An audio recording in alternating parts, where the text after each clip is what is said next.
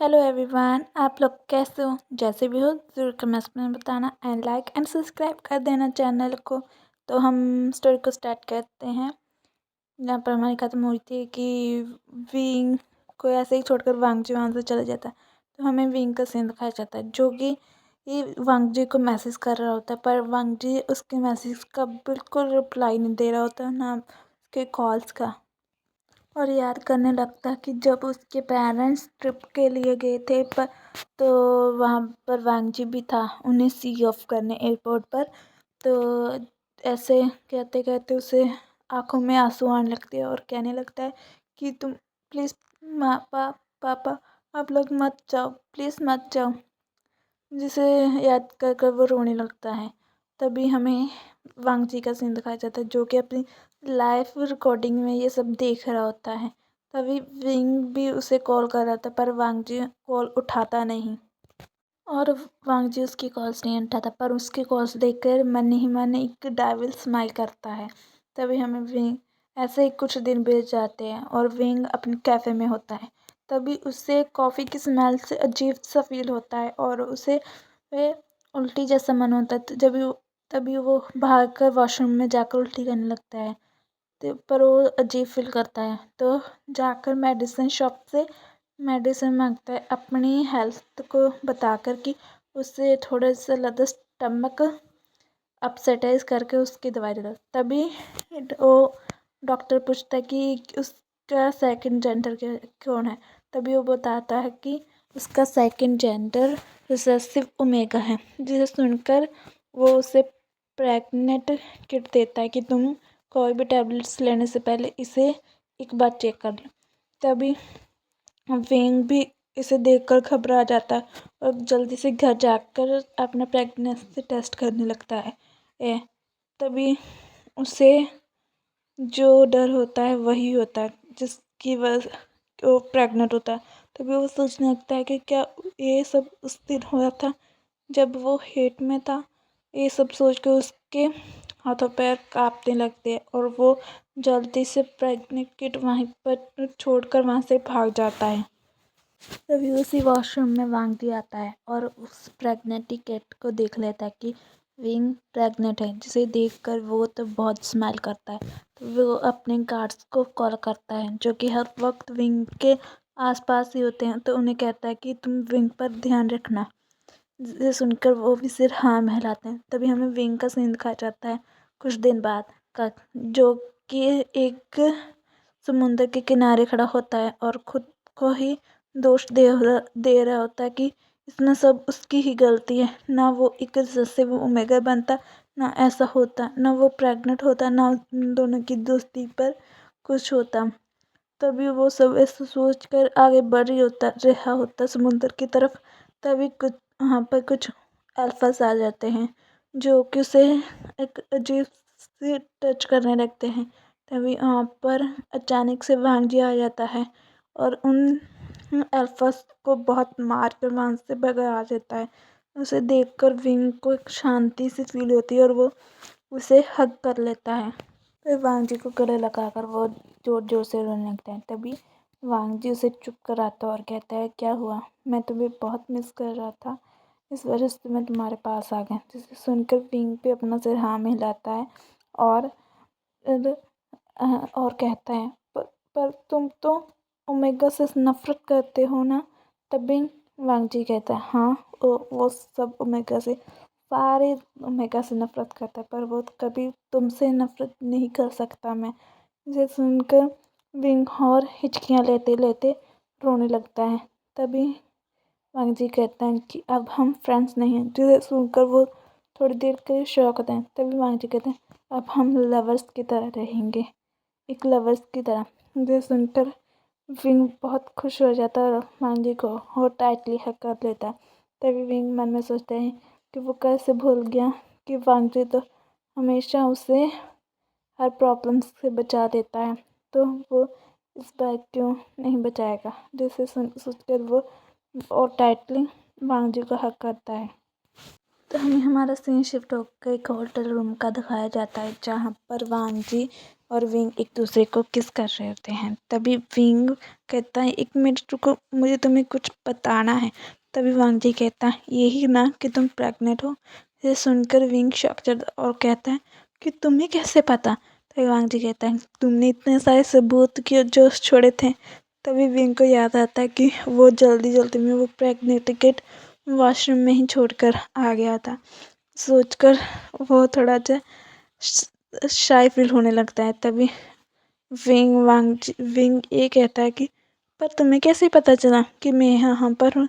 इसे सुनकर वांग जी टॉपिक को चेंज कर देता और उसे कहता है कि अभी हम इन सब में ये बातें करना ज़रूरी है।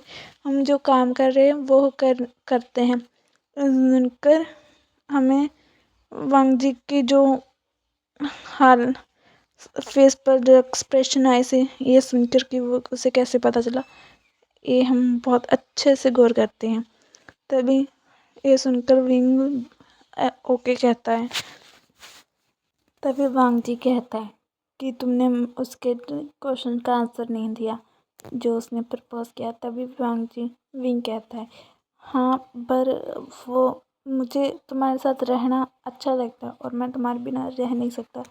तभी वांग जी कहता है, पर ये मेरे क्वेश्चन का आंसर नहीं हुआ। तभी विंग तो वांग जी कहते हैं, चलो ठीक है, हम जो काम कर रहे हैं पहले वो करते हैं और मैं तुम्हारा आंसर बाद में सुन लूँगा। तभी वो इंटीमेट हो जाते हैं। तभी हमारा सीन शिफ्ट होकर दिखाया जाता है कि वो दोनों एक साथ लेटे होते हैं। तभी विंग कहता है वांग जी, पर तुम एक बात तो बता, तुम्हें मुझसे प्यार कब हुआ था। जिसे सुनकर वांग जी कहता है, जब मैंने तुम्हें पहली बार उस रूम में देखा था, क्लासरूम में, तब से। तभी विंग कहता है, क्या तुम मुझे वहाँ 10 साल से प्यार करते हो, पर तुमने कभी मुझे प्रपोज जब बताया क्यों नहीं। ये सुनकर वांग जी कहता है, क्योंकि मुझे लगा था अगर मैं बताऊंगा तो हमारी दोस्ती भी टूट जाएगी। तो सुनकर विंग को भी थोड़ा बुरा लगता है और वो वांग जी को हक कर लेता है। तभी विंग कहता है, वांग जी लिसन मी, तुम मेरे ध्यान से सुनो। तभी वांग जी कहते हैं, हाँ मैं हमेशा तुम्हारे साथ रहूँगा। ये सब कहकर वो सो जाता है। तभी हमें वांग जी का सीन दिखाया जाता है जो कि रात में उठकर कहता है, विंग तुम हमेशा मेरे साथ ऐसे ही रहना, और एक क्रीपी सी स्माइल पास करता है। चलो, इतने वीडियो में हमने विंग के बारे में तो जान लिया, विंग की फैमिली के बारे में, पर हमें वांग जी के बारे में तो कुछ पता ही नहीं। तो हम वांग जी के बारे में भी जान लेते हैं। वांग जी उस फैमिली से है जहाँ पर बहुत रिचेस्ट एंड उसके घर में सभी अल्फास ही पैदा होते हैं। मतलब उसके फादर, उसके ब्रदर सब अल्फास ही हैं, पर वो एक एक्स्ट्रा ऑर्डिनरी डोमिनेट अल्फा है, जिसकी वजह से हमेशा बचपन से जो भी उसने चाहा वो उसे पहले ही मिल गया, बिना मांगे ही। इस वजह से हमेशा से एक रूड पर्सन है जो किसी की बात नहीं मानता है। वांग जी के बारे में एक बात और पता चलती है, जब उसने विंग को देखा था ना, तभी से उसे विंग से प्यार नहीं ऑब्जेक्शन हो गया था कि वो उसे पागलों की तरह चाहने लगा था। इस वजह से उसने ही क्लास बुली को पैसे देकर विंग को बुली करने की कोशिश करने की, जिस वजह से उसका कोई फ्रेंड्स नहीं बना। और जब उसके सबसे फ्रेंड की ज़रूरत थी तो वांग जी सामने आया, जिस वजह से वो सिर्फ एक वांग जी था जो उसका फ्रेंड बना। तभी एक दिन की बात है जब वांग जी और विंग एक कैफ़े में जाते हैं और वो वहाँ पर कैफ़े को देखकर विंग कहता है, क्या इतना बड़ा कैफ़े, काश वो इस तरह का कैफ़े बना पाता। तभी वांग जी कहते हैं, जे तुम चाहे तो मैं इसे खरीद लेता हूँ तुम्हारे लिए। इसे सुनकर विंग कहता है, मजाक मत करो वांग जी, अगर मुझे जॉब नहीं मिली तो मैं इस बारे में सोच सकता हूँ कि मैं एक कैफ़े खोलूँ। तो हमें इससे पता चलता है कि वांग जी ने क्यों एक कैफ़े खोला, जबकि उसकी एक रिलायंस कंपनी की CEO होने के बाद भी। जब विंग के पेरेंट्स की डेथ हुई थी तब भी वहाँ से जाने वाला था। तो हमें सीन दिखाया जाता है, विंग कहता है, अब मैं कैसे रहूँगा, तो मेरे पेरेंट्स भी नहीं रहे, पास कोई नहीं है, मेरे रिलेटिव्स भी नहीं है। तभी वांगजी कहता अब तुम क्या करोगे? तभी विंग कहता हाँ मैं कहीं पर रह लूँगा। तब पर वांगजी कहता है तुम रह तो लोगे, पर जो तुम्हारी हार्ट के लिए जो टैबलेट्स है वो कहाँ से लोगे? सोचकर वो परेशान होने लगते हैं। तभी वांगजी कहता है ऐसा करो ना, तुम मेरे साथ ही रहने लेना। ये सीन दिखाते हुए हमारा सीन ख़त्म होता है। तभी हमें विंग और वांगजी का सीन दिखाया जाता है। यहाँ पर विंग एक सोफे पर लेटा होता है और तभी वांगजी वहाँ से आकर कहता है तुम यहाँ पर क्यों लेटे हो? अगर तुम्हें सोना है तो अंदर जाके बेडरूम पर सो जाओ। तभी विंग कहता है नहीं, बल्कि मुझे भी और हमारे बेबी को भी यहीं पर कंफर्टेबल है, हम दोनों यहीं पर सोएंगे। सोचकर वांगजी हंसने लगता है और वहाँ से ब्लैंकेट लेने के लिए चला जाता है। जब वांगजी ब्लैंकेट लेने के लिए वहाँ से जाता है तो वहाँ पर विंग और विंग के पेरेंट्स की फ़ोटो है, जहाँ पर देखकर वो कुछ सोचने लगता है कि जब विंग के पेरेंट्स गए थे तो उसने ही विंग के पेरेंट्स की एक्सीडेंट करवाया था जिससे उनकी मौत हो गई। तो वो बातें कर रहा था। तभी भी वांगजी कहते हैं ये सब मेरे लिए बहुत हार्ड डिसीजन था, मैं ऐसा नहीं चाहता था, पर आप टेंशन मत लो, मैं आपसे भी ज़्यादा विंग की देखभाल करूँगा। तभी ब्लैंकेट लेकर विंग को उड़ा देता है और कहता है पूरे 9 साल बाद तुम मेरे हुए हो, इतने सारे ओमेगा पिल्स खिलाने की वजह से और इतना सब कुछ करने के बाद जाकर तुम मेरे हुए हैं। एक मेलेप्लेटिक स्टोरी है, नॉट ए लव। मेलेप्लेटिक स्टोरी तो है ये, पर लव भी है। तभी हमें एक साइड सीन्स दिखाए जाते हैं इस स्टोरी के कि एक दिन जब वो विंग कॉलेज में पढ़ रहा था तो वहाँ पर वांगजी उसे लेने आया था। तभी विंग ऐसे कहकर कोई बुलाता है। तभी विंग देखता है कि ये वांगजी यहाँ पर खड़ा है और उसका ही वेट कर रहा है। तभी विंग के पीछे से 2 लोग आते हुए कहते हैं क्या ये तो लैंस की कंपनी का CEO लैन वांगजी है ना, जो एक्स्ट्रा डोमिनेट अल्फा है। ओ ये तो बेटा से बिल्कुल भी बात नहीं कर रहा होता, ये तो बिल्कुल बहुत अच्छा। तभी विंग देखता है वांगजी की तरफ। तभी वांगजी के पास एक रेड आँखों वाला लड़का आता है जो कि अपने बारे में बताने लगता है, जो कि डोमिनेट ओमेगा होता है।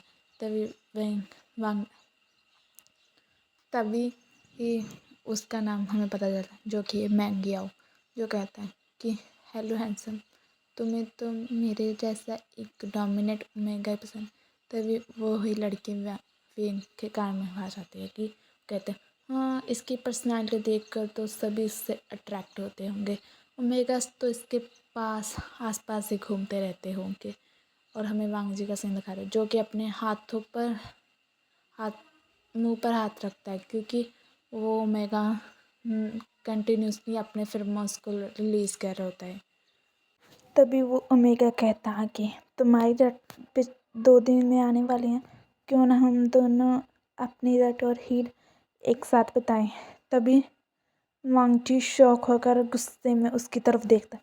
तभी वांगजी को पीछे से कोई लैंजन कहकर बुलाता है। तभी वांगजी पीछे मुड़कर देखता है कि वो यहाँ पर हो कोई नहीं, बल्कि उसका ही ओनली वन बेटा विंग बुला रहा है। तभी वांगजी उस ओमेगा को धक्का मारते हुए वहाँ से चला जाता है विंग के पास, क्योंकि उसका प्यारा बेटा जो बुला रहा था उसे। तभी उसकी वांगजी दोस्त ओमेगा को बिल्कुल इग्नोर कर। तभी वांगजी यहाँ पर आकर कहता है चलो हम दोनों खाने के लिए कैफ़े में चलते हैं। ये सुनकर विंग भी अपना सिर हिलाता है। तभी वांगजी उसे शोल्डर से पकड़ लेता है, पर वो थोड़ा सा अनकंफर्टेबल होता है और पीछे उस ओमेगा को देखता होता है जो कि उसे बिल्कुल गुस्से वाली आँखों से घूर रहा होता है। तभी विंग अपने मन में सोचता है क्या उसका प्लेखा था, जहाँ उसने सच में उससे गुस्से में देखा। पर यहीं पर हमारा फ्लैशबैक ख़त्म होता है और हमें दिखाया जाता है विंग अपने हाथों में अपना प्यारा सा आईवैन पकड़ कर घुमा रहा होता है और उसके फोरहेड पर किस कर रहा होता है कि और पूछ रहा होता है कि मेरे प्यारे बेबी आयुन ने अच्छे से नींद गिरी, जिसे सुनकर वो भी हंस रहा होता है, हमारा प्यारा आयुन। तभी विंग कहता है चलो चलो हम पापा को देखते हैं, पापा क्या कर रहे हैं। तभी विंग आयुन को लेकर जहाँ पर वांग जी अपने ऑफिस के लिए तैयार होता है वहाँ पर जाता है। तभी हमें दिखाया जाता है वांग जी की तरफ, जो कि विंग और आयुन को देखकर एक छोटे से स्माइल करता है। तभी वो विंग को आकर एक साइड हग करता है और उसके बालों पर एक छोटा सा किस कर रहा होता है। तभी हमारा आयुन को दिखाया जाता है, जो कि वांग जी को देखकर पापा पापा छोटी छोटी तोतली आवाज़ में बोल रहा होता है। तभी वांग जी कह रहा होता है कि मुझे आने में थोड़ी देर हो जाएगी। ये सुनकर विंग भी अपने से हाँ में हिलाता है। तभी विंग देखता है कि वांग जी कुछ मेडिसिन खा रहा होता है। तभी विंग कहता है कि तुम अब भी अल्फा रेड को कंट्रोल करने के लिए मेडिसिन खाते हो। तभी वांग जी हंसकर स्माइल करते हुए कहते हैं हाँ, पर विंग कहता है कि पर तुम तो अब मैरिड हो ना, तुम्हें ये सब खाने की क्या ज़रूरत। तभी वांग जी कहता है कि ये थोड़ा सा अनकम्फर्टेबल होगा, पर तुम मेरे ये रट को हैंडल नहीं कर पाओगे। सुनकर हमारे विंग का मूड बहुत ख़राब हो जाएगा। तभी हमें दिखाया जाता है कि वांग जी ऑफिस के लिए खाना खाकर वहाँ से जाने लगता है। तभी वांग जी आयुन के फोरहेड पर किस कर उसे बाय बोलता है और वो विंग की तरफ भी आता है किस करने के लिए, पर विंग अपना फेस घुमा लेता है और वहाँ से जाने के लिए, जिसे देखकर वांग जी को बहुत गुस्सा आता है और पर वो कुछ कहता नहीं, वहाँ से चला जाता है। और वांग जी के जाने के बाद हमें विंग का सीन दिखाया जाता है, जो कि ये बात बार बार सोच रहा होता है कि वो वांग जी के रक्त को हैंडल नहीं कर सकता। ये सोचकर उसे अपने आप में ही बुरा लगा और ये भी सोचा पर ये तो सच है ना, वो तो एक तरह से भूमिका है, वो वांग जी की को हैंडल नहीं कर सकता। ये सोचकर वो वहाँ से जाता है और मेड से आयुन के लिए मिल्क लाने के लिए कहता है और उसे मिल्क पिलाने लगता है। तभी हमें आयुन को दिखाया जाता है, जो कि विंग की तरफ देखते ही इतना ज़्यादा क्यूट लग रहा होता है ना, क्या ही कहने। तभी आयुन जो फिश नहीं होती उसकी तरफ देखने लगता है और उसे कुछ कुछ कुछ कहने के लिए उसे अपनी तरफ बुला रहा होता है, कुछ कहने की कोशिश कर रहा होता है। तो वांग यिंग कहता है कि आयुन फिश कहो, फिश कहो, ये कहते हैं क्यूट से मूवमेंट्स सिखाए जाते हैं। तभी वही मेड आती है और कहते हैं कि मुझे लगता है ये फिश अकेला फील कर रहा होता है। तभी विंग कहता है नहीं, इन फिश को अकेले ही रहना बहुत पसंद होता है, वो अकेले ही रहना ज़्यादा पसंद करते हैं। तभी विंग कहता है कि ये एक बीटा फिश है जो कि अकेले रहना ही पसंद करते हैं, वरना ये अग्रेसिव हो जाते हैं। तभी हमें वांग जी का सीन दिखाया जाता है, जो कि ऑफिस में बैठे हुए कैमरे की तरफ देख रहा होता है और विंग को ही देख रहता है कि वो और आयुन क्या कर रहे हैं। तभी वहाँ पर एक लड़का आता है ना, आके उसका कहता है कि कोई आपसे मिलने की कोशिश कर रहा है। तभी वांग जी कहता है कि ये कौन है? इतना कहता है कि धड़ाम से बुआ खोलता है, डोर खोलता है और वहाँ से वही ओमेगा आता है, जो कि हमें कुछ सालों पहले दिखाया गया था, जो कि एक डोमिनेंट ओमेगा। तभी वो कहता है कि तुम एक रिसेसिव ओमेगा के साथ अपने रट बताते बताते बोर नहीं हो गए हो वांग जी। तभी हमें थोड़ा सा विंग की तरफ दिखाया जाता है, जो कि उसी मेड को कहता है। तभी मेड कहते हैं कि आपके अल्फ़ाबेटिक का नाम क्या है। तभी वो कहता है वांगशन। तभी विंग वो कहते हैं मेरा और वांग जी का नाम मिलाकर वांगशन है। जिसे सुनकर वो थोड़े स्माइल करते हैं कि बहुत प्यारा नाम है, पर आप आयुन क्यों कहते हैं? वो तो हम प्यार से आयुन कहते हैं। इसे सुनकर वो मेड भी स्माइल कर। तभी हमें वांग जी का सीन दिखाया जाता है, जो कि अपनी उस टैबलेट्स को छुपाने की कोशिश करता है। तभी वो लड़का उस टैबलेट्स को देता है। ओह! तो तुम अपनी अल्फ़ारेड को प्रेस करने के लिए मेडिसिन्स खाते हो? वांगजी कहते तुम्हें यहाँ पर किसने बुलाया, यहाँ से निकल जाओ। तभी ओमेगा मैगियो कहता है कि उसे उसकी मदर ने यहाँ पर भेजा है। इस सुनकर वो थोड़ा शॉक हो जाता है और गुस्से में आया। तभी हमें विंग की तरफ दिखाया जाता है जो कि अपने आयुन के साथ खेल रहा होता है। तभी उसके दिमाग में आता है कि हाँ ये तो सच है ना, क्योंकि वो वीक एंड एक रिसेसिव ओमेगा है। वांगजी उसका ध्यान रखता है जिसे सोचकर वो स्माइल करता है। तभी विंग कहता है चलो अय्यन हम पापा के पास चलते हैं पापा को मिलने। ये सुनकर आयुन भी पापा पापा कहने लगता है और विंग और आयुन ऑफिस चले जाते हैं। तभी वो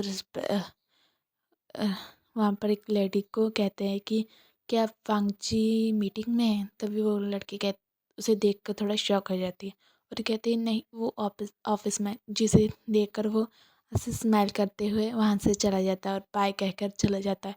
और वो जैसे ही ऑफिस का डोर खोलते हैं तो वो देख उसे उसी मेगान ने हग किया होता है, जिसे देखकर विंग तो वहाँ पर ही शॉक हो जाता है और वांगजी और उस लड़के को देखने लगता है। जैसे डोर खोलता है तो वांगजी भी डोर की तरफ और वो मेगा भी डोर की तरफ देखते हैं कि वहाँ पर विंग खड़ा है, जिसे देखकर वांगजी शॉक हो जाता है। वो वांगजी कुछ कहने की कोशिश करता है पर विंग वहाँ से चला जाता है। इसे देखकर वांगजी का पारा हाई हो जाता है, उसकी आंखें रेड हो जाती हैं और वो उस लड़के को गुस्से में घूरता है। हमें कुछ टाइम के बाद दिखाया जाता है कि पूरे फ्लोर पर ब्लड ही ब्लड, उसके पूरी शर्ट पर ब्लड ही ब्लड फैला हुआ है और वो गुस्से में अपनी मदर को फ़ोन करता है और कहता है कि ये सब आपने ही किया है ना, आपने ही उस मेगा को मेरे पास भेजा था ना। ये सुनकर वो अब हाँ में सिर हिलाती है और कहती है तुम कब तक उस मेगा बेटा के साथ खेलोगे, अब तो अंत कर दो, आपने खेलेंगे। तभी वांगजी कहता है कि वो कोई खेलने की चीज़ नहीं, वो उसका हस्बैंड है, ना कि कोई खेलने की चीज़। यही हमें वांगजी और विंग की मदर के वॉइस में बात करते हुए हमारी स्टोरी यहीं पर ख़त्म होती है। अगला पार्ट अगले दिन आएगा तो लाइक एंड सब्सक्राइब कर देना और ज़रूर देखना क्या विंग माफ़ करेगा वांगजी को। उसने इतना कुछ किया